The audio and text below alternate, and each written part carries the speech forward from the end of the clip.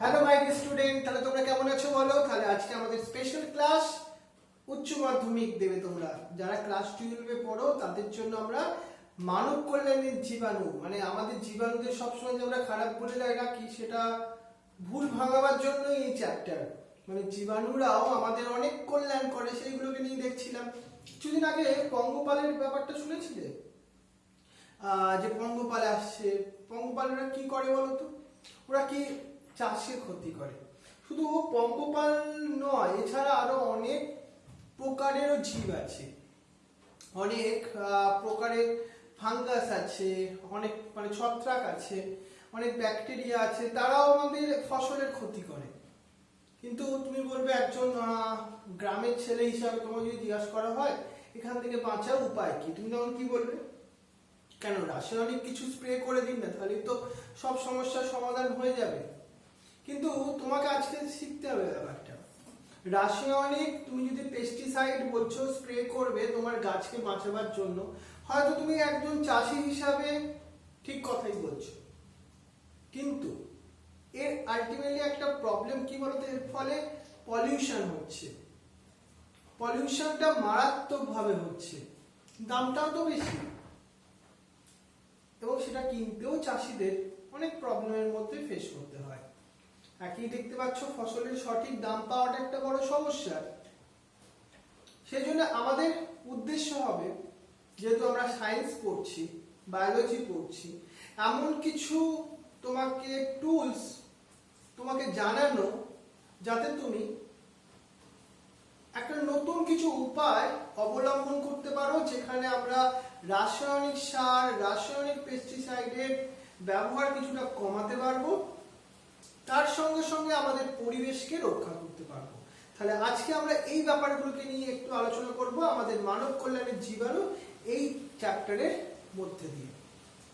আমার প্রিয় স্টুডেন্ট দেবায়ন্তী, রোহিত, সঙ্গীতা, রুমাইয়া, সপ্তপর্ণা, সৌম্যদীপ, অঙ্কিতা, কিঙ্কর, জয়দীপ, তাপস, সুজন, পূজা, বিশ্বজিৎ, মধুমিতা, পবিত্র, রাজেন, সুবীর, শ্রেয়া, নরনাভ, শরীয়মান, সঞ্জু কুমার, শুভঙ্কর, শহীদ আনোয়ার, রাশেল, শুভশ্রী, সৌমিলি, অসিত, দ্যুতিপ্রিয়া, ইনজামুল, রূপম, শুভদীপ এন্ড রিয়াসকা, তোমাদের সবাইকে একটা ভেরি ওয়ার্ম ওয়েলকাম করি। এছাড়াও তোমরা অন্যরা যারা এখন লাইভে আছো বা পরবর্তীকালে ভিডিও দেখছো, তাদের সবাইকে আজকে ওয়েলকাম করছি এই ক্লাসের থেকে কিছু শেখার জন্য।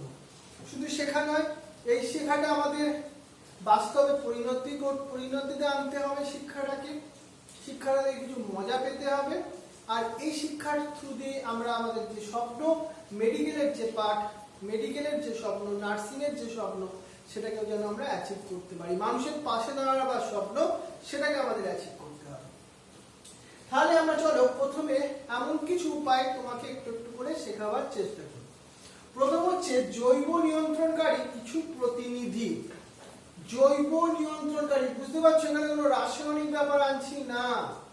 যেমন যেসব রাসায়নিক যৌগ কীটপতঙ্গ, পোকামাকড় ইত্যাদি জীবদের দমন করার জন্য ব্যবহার করা হয়, তাদের পতঙ্গনাশক আলটিমেটলি আমরা বলি। কিন্তু রাসায়নিক পদার্থগুলোকে দিয়েও তুমি কীটপতঙ্গকে, পোকামাকড়কে, জীবদের দমন করতে পারবে। কিন্তু আমরা তোমাকে বলতে চাইছি কিছু জৈবিক পদ্ধতি, কিছু জৈব পদ্ধতি, যার মাধ্যম দিয়েও তুমি কীটপতঙ্গকে নিয়ন্ত্রণ করতে পারবে। কি সেই আলটিমেটলি পদ্ধতিগুলো? দেখো, আমরা বলছি জৈব নিয়ন্ত্রণে কতগুলো প্রতিনিধি আছে। যেমন তুমি ভাবো, মেরুদণ্ডী কিছু প্রাণী আছে, তারাও আমাদের গুরুত্বপূর্ণ ভূমিকা পালন করে। তুমি মাছ, সব মাছের কথা বলছি না, বলছি কাপ্পি মাছ, তেলাপিয়া মাছ, বা কিছু ব্যাঙাচি, এরা মানে সোনা ব্যাঙ, পুরো ব্যাঙ দুটোই হতে পারে। তারা কি করে জানো? মশার লার্ভা ভক্ষণকারী হিসাবে ব্যবহৃত হয়। আমরা মানুষরা আজকে হয়তো করোনা ভাইরাস নিয়ে চিন্তিত, কিন্তু সব থেকে আমরা বেশি চিন্তিত মশাকে নিয়ে। কারণ মশা বিভিন্ন রোগের বাহক, ম্যালেরিয়া হতে পারে, ডেঙ্গু হতে পারে। সেজন্য মশাকে নিয়ন্ত্রণ করা আমাদের বলতে পারো একটা গুরুত্বপূর্ণ দিক আমাদের পরিবেশের জন্য। আমরা তার জন্য পেস্টিসাইডস ইউজ করতে পারি, কীটনাশক ইউজ করতে পারি, কিন্তু সেটা ক্ষতি হবে, পরিবেশের হবে, মানুষের হবে, সবার হবে। তার থেকে যদি আমরা এই গাপ্পি মাছ ইউজ করতে পারি তাহলে কি হতে পারে, মশার ও তো লার্ভাগুলো খেয়ে নিল, তাহলে মশার সংখ্যা কমাতেও সাহায্য করবে। এটা তোমাকে জানতে হবে। একটা ভালো জিনিস শিখলে না, গাপ্পি মাছ দেখেছো তোমরা, তেলাপিয়া মাছ দেখেছো, তেলাপিয়া দেখেছো হয়তো সবাই, যারা গ্রামের স্টুডেন্ট তাদের কথাই বলছি অবশ্য। এবার এরা তো মেরুদণ্ডী প্রাণী হলো। এবার কিছু অমেরুদণ্ডী প্রাণীগুলো পিছিয়ে আছে তা নয়। দেখো, যেমন নিমাটোডা, যেমন জাপানিজ বিটলের ওপর ব্যবহৃত হয় কিছু নিমাটোডা আছে। এটা আমরা এখন দেখো কি সুন্দর বিজ্ঞান কত কিছু ইনোভেটিভ কাজ করতে পারে। তুমিও আমাদের মশাকে মারবার জন্য, তুমি তো গ্রামে থাকো হয়তো, শহরে থাকো হয়তো, তুমি একটু চিন্তা ভাবনা করো না, ইঁদুরকে আমরা মারবো না, ইঁদুরকে আমরা বাড়ি থেকে তাড়াবো, এমন কিছু উপায় হতে পারে। কিছু পাতা পুড়িয়ে কিছু কিছু টেকনিক আছে, কিন্তু তোমার কি কিছু জানা আছে এই ধরনের টেকনিক, যেটা তুমি বাড়ির ইঁদুরকে, কারণ ইঁদুর একটা ফসলের সব থেকে বেশি ক্ষতি করে, কিন্তু ইঁদুরকে আমরা মারতে রাজি নই, কারণ ইঁদুরও আমাদের মতোই একটা জীব, ওরও আমাদের পৃথিবীতে থাকবার অধিকার আছে, কিন্তু আমাদের ফসলটা রক্ষা করাটাও আমাদের একটা অধিকার। সেই জন্য আমরা হয়তো আমাদের ওই ফসলের জায়গা থেকে ওকে তাড়িয়ে দিতে চাই। কিভাবে তাড়াবো? কিছু জৈবিক পদ্ধতি, রাসায়নিক বলছি না, তুমি বলছি ইঁদুরের বীজ দিয়ে, ওসব আমি চাইছি না। তোমার যদি কিছু জানা থাকে তুমি কমেন্ট সেকশনে লিখবে, বা তুমি কিছু ইনোভেটিভ যদি আইডিয়া আমাদেরকে দিতে পারো কমেন্ট সেকশনে লিখে জানিও। আমরা সবাই শিখবো, সবাইকে সেটা অ্যাপ্লাই করার কথা বলবো তোমার থ্রু।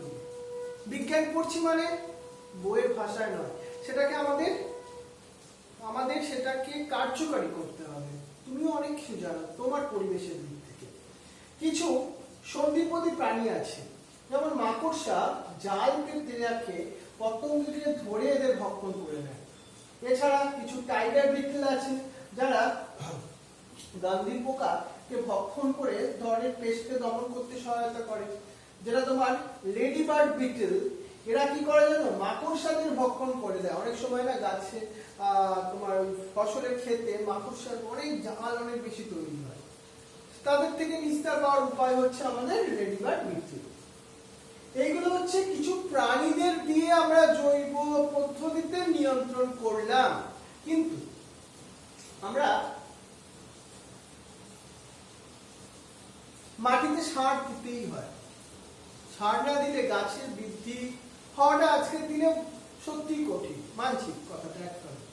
কিন্তু এবার এর বদলে আমরা কি দিচ্ছি, রাসায়নিক সার দিচ্ছি, ইউরিয়া দিচ্ছি, পটাশ দিচ্ছি। এতে আলটিমেটলি কি হচ্ছে, তোমার হয়তো সাময়িকভাবে তোমার ফসলের গ্রোথ হচ্ছে, পরিমাণও বাড়ছে, কিন্তু লং টার্মে ক্ষতি হয়ে যাচ্ছে না। এই জন্য আমরা তোমাকে এখন একটা নতুন পদ্ধতি শেখাতে চলেছি। আমরা তো পড়ছিলাম একটা চ্যাপ্টার মানব কল্যাণের জীবাণু, তাহলে এবার ওই জীবাণুগুলোকে নিয়ে আসি চলো। তারা কেমন ভাবে আমাদের সয়েলের ফার্টিলিটি বাড়াতে পারে, অর্থাৎ সয়েলের মধ্যে সার হিসাবে আমরা তাদের ব্যবহার করতে পারি। চলো এবার সেইগুলোকে নিয়ে কিছু কথা বলি। একটা হচ্ছে আমাদের জৈব সার। কাকে বলে বলো তো জৈব সার? জীবজাত পদার্থ বা সজীব পদার্থ যখন সার হিসাবে ব্যবহার করা হয় তখনই তাকে জৈব সার বলে। এই ডেফিনেশনটা কিন্তু আমরা অনেকে জানি না। এই জৈব সার অনেক প্রকার হতে পারে। ম্যানিওর মানে কি বলতো, গোলাবাড়ির কিছু উঠানজাত সার, মানে ঝাড় দিয়ে কিছু মানে তোমার গোলাবাড়ি থেকে কিছু পদার্থ তৈরি হয়, সেগুলো আমরা চাষের মাটিতে মেশাতে পারি। এছাড়া মিশ্র সার, সবকিছু মিক্স করা একটা সার আছে, সেটা হতে পারে। বা সবুজ সার, এটা কিন্তু খুব ভালো ব্যবহার হচ্ছে আজকের যুগে। মেনলি অ্যাজোলা, অ্যানাবিনা এইসব জাতীয় আমরা অ্যালগিদেরকে নিয়ে যারা সাধারণত আমরা তৈরি করছি সবুজ সার, যেটা মাটির উর্বরতা অনেক গুণ বাড়াতে পারে, কোন রকম পরিবেশের ক্ষতি না করে। এছাড়া আর একটা হচ্ছে জীব সার, মানে যার মধ্যে জীবন আছে, তাই জীব সার বলতে পারি। যেমন দেখো ব্যাকটেরিয়াল বায়োফার্টিলাইজার, অনেক আলটিমেটলি অপরচুনিটি আছে এই ব্যাকটেরিয়াল বায়োফার্টিলাইজার তৈরি করতে। রাইজোবিয়াম নাম তো শুনেছিলেন না? এটা কি করে? নাইট্রোজেন কে ফিক্সেশন করে। মানে এইটাকে আমরা কাজে লাগাতে যদি পারি তাহলে ইউরিয়া দেওয়ার প্রয়োজনই হবে না। কেন, তুমি কি ডাল জাতীয় খাদ্যশস্য চাষ করতে গেলে কোনো ফার্টিলাইজার দাও না? কেন? তার কারণ হচ্ছে ওই ডাল জাতীয় খাদ্যশস্য যখন মাটিতে তৈরি হয় তাদের মূলে অর্বুদের মধ্যেই রাইজোবিয়াম গ্রোথ করে। সব গাছের গোড়ায় গ্রোথ করে না, সেটা হয়তো তার ডিসঅ্যাডভান্টেজ, কিন্তু আমরা এটাকে একটু যদি প্রসেসটাকে চেঞ্জ করতে পারি, অ্যাসিডোব্যাক্টার বলে আরেকটা ব্যাকটেরিয়াও আছে, তাহলে সেটা হতে পারে। যেমন সায়ানোব্যাকটেরিয়াকেও আমরা বায়োফার্টিলাইজার হিসেবে ব্যবহার করতে পারি, জানো তো? ব্লু গ্রিন অ্যালগিগো মানে ব্যাকটেরিয়া যারা আবার অটোট্রপিক, নিজের খাদ্য নিজে তৈরি করতে পারে, তার সঙ্গে সঙ্গে নাইট্রোজেনকেও পরিবেশ থেকে শোষণ করতে পারে। এছাড়া কিছু ছত্রাককেও জীব সার হিসেবে ব্যবহার করা যায়। একটু যদি ডিটেলসে বলি এদের সম্বন্ধে কি কি হয় দেখি একটু শুনি।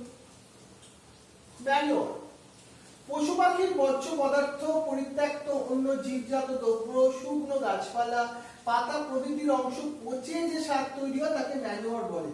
কম্পোস্ট বলে গো। এই কম্পোস্ট কিন্তু মানে খুব ভালো কাজ। আমি নিজে আমার বাড়িতে টবে অনেক গাছ আছে, আমি নিজে ইউজ করি। বাড়ির ভেজিটেবলস এর যে খোসাগুলো ওগুলোতে কম্পোস্ট তৈরি করি, খুব ভালো ইফেক্টিভ কাজ। হয়তো আমি ছোট আকারে করি, কিন্তু চাষিদেরকে যদি আমরা বড় আকারে করতে শেখাই, এটা কিন্তু খুব ভালো একটা ম্যানুয়ার হিসাবে আমরা মাটির উর্বরতা বৃদ্ধি করতে পারি। এছাড়া বায়ো ফার্টিলাইজার কিন্তু একটা বড় চাষিদের ক্ষেত্রে কম্পোস্ট ব্যাপারটা হয় পরিমাণে অনেক কম। অত বড় মাটিতে সেই তোমার চাষের জমিতে পরিমাণটা কম্পোস্টের বড্ডই কম হয়ে যায়। কিন্তু এই প্রবলেমটা সলভ করতে পারি আমরা বায়ো ফার্টিলাইজারের থ্রু দিয়ে। কেমন ভাবে জানো? বায়ো ফার্টিলাইজার জিনিসটা কি সেটা আগে কি জানো? কি সেটা? যে সক্রিয় গোষ্ঠীর অণুজীব যেমন ব্যাকটেরিয়া, শৈবাল, ছত্রাক একক বা মিশ্রিতভাবে জমির মাটিতে গিয়ে শস্য জাতীয় গাছকে পুষ্টি যোগায়, তাদের বৃদ্ধিকে উদ্বুদ্ধ করে এবং তাদেরকে আমরা বায়ো ফার্টিলাইজার বলি। মানে কি ব্যাকটেরিয়া, যেমন রাইজোবিয়ামের কথা বললাম, সেটাও তো বায়ো ফার্টিলাইজার হলো। উদাহরণস্বরূপ দেখো, আমরা মিথজীবী ব্যাকটেরিয়া দ্বারা নাইট্রোজেনের স্থিতিকরণের কথা বলি। মিথজীবী কারা? যেমন রাইজোবিয়ামের কথা বললাম। অর্থাৎ কিছু ব্যাকটেরিয়া আছে যারা মিথজীবী রূপে শিল্পগোত্রীয় উদ্ভিদের মূলে অর্বুদ সৃষ্টি করে। যেমন আমি রাইজোবিয়ামের কথা বারবার বলছি। রাইজোবিয়াম গণভুক্ত ব্যাকটেরিয়াগুলো এই প্রকারের। রাইজোবিয়ামের প্রায় 1 ডজন প্রজাতি আছে যারা এমন ভাবে শিল্পগোত্রীয় গাছের মূলে অর্বুদ তৈরি করে যে ওইসব গাছের নাইট্রোজেনের যতখানি দরকার তার থেকে অনেক বেশি নাইট্রোজেন ওরা মাটিতে মেশাতে পারে। সেজন্য আমরা বলি না, এক বছর বা মানে একবার ধান গমের সঙ্গে সঙ্গে একবার এই ধরনের শিল্পগোত্রীয় কিছু গাছের চাষ করা উচিত। তাহলে মাটিতে নাইট্রোজেনের পরিমাণ অটোমেটিক বাড়তে থাকে। এছাড়া দেখো, নাইট্রোজেন আবদ্ধ করে উদ্ভিদকে দেয় এবং তা থেকে পরিবর্তিত উদ্ভিদের কাছ থেকে ওরা শর্করা সংগ্রহ করে। সেই জন্যই রাইজোবিয়াম এবং শিল্পগোত্রীয় গাছের মধ্যে একটা যে সম্পর্ক, সেটা মিথজীবী সম্পর্ক, কারণ দুজনেই এখানে কি হয়, লাভ হয়। এবার আমি কিছু ছত্রাকের কথা বলি তোমাকে। কিছু ছত্রাক আছে যারা গাছের মূলের সঙ্গে ঘনিষ্ঠ সম্পর্ক স্থাপন করে এবং বেঁচে থাকে, এবং ছত্রাক এবং গাছের শিকড়ে যেহেতু দুজনেই এদের লাভ হয়, তাদেরকে মিথজীবীও একটা সম্পর্ক বলি। এরা দু প্রকারের হতে পারে। এই যে সম্পর্কটা ছত্রাকের সঙ্গে গাছের মূলের সম্পর্ক, এটাকে আমি বলছি মাইকোরাইজা। দু প্রকারের হয়, বহি মাইকোরাইজা, অন্ত মাইকোরাইজা। বহি মানে বাইরে, মানে ছত্রাক মাইসিলিয়ামের শিকড়ের উপর থাকে, মানে একটা শিকড়ের উপরে বাইরের দিকে যখন তারা গ্রোথ করে তখনই তাকে বলি বহি মাইকোরাইজা। যেমন পাইন এবং ইউক্যালিপটাস গাছে দেখা যায় যেটা হচ্ছে তোমার ট্রাইকোলোমা।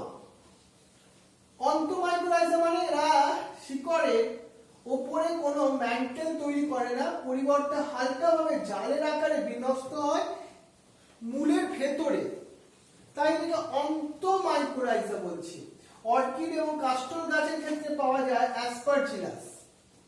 এখান থেকে একটা ফুল ফর্ম তোমাদের ওয়েস্ট বেঙ্গল বোর্ডের ক্লাস 12 এর জন্য ভেরি ইম্পর্টেন্ট, সেটা হচ্ছে ভ্যাম, VAM। ইংলিশে লিখবে নামটা ভ্যাসিকিউলার আরবাসকিউলার মাইকোরাইজা। এবার দেখো কৃষিকাজ এবং বন সৃজনে মাইকোরাইজার গুরুত্ব। এরা